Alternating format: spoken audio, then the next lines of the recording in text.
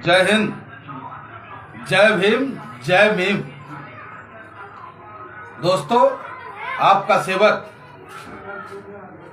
पंडित मनमोहन झागामा, प्रत्याशी all India मजलिस Ittehadul Muslimeen, barrister Asaduddin Owaisi साहब जिंदाबाद, AIMIM जिंदाबाद, पतंग चुनाव चिन्ह जिंदाबाद। चेहरे की मुस्कुराहट आपको बता रहा होगा कि उत्तर प्रदेश में किस तरीके से पतंग बादलों में गोते मार रहा है और लोगों की नींदें हराम हो रही है। लेकिन दूसरी तरफ हम मीम के दीवानों के दिलों में दर्द भी है, क्योंकि हम मीम के दीवाने देश और संविधान से प्यार करने वाले लोग हैं। हम बैरिस्टर असदुद्दीन ओवैसी साहब के चाहने वाले, हिंदुस्तान के हर कोने से प्यार करने वालों में से। कहते हैं ना कि पता करो, किसी राज्य में चुनाव तो नहीं है, इसीलिए सरहद पे तनाव तो नहीं है। और हकीकत हमारे और आपके सामने है। जब आज उत्तर प्रदेश की जमीन भारतीय जनता पार्टी और मक्कारों के पांव के नीचे से खिसकता नजर आ रहा है, तो फिर आज मेरे भारत मां के एक कोने में कर्नाटका में माहौल को खराब कर क्या मिसाल पेश करना चाहते हैं ये?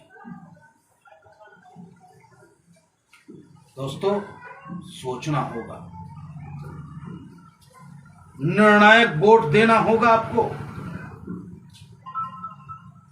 आपको याद करना होगा, जब NRC और CA आया, उस वक्त आपकी आवाज को कौन बुलंद कर रहा था?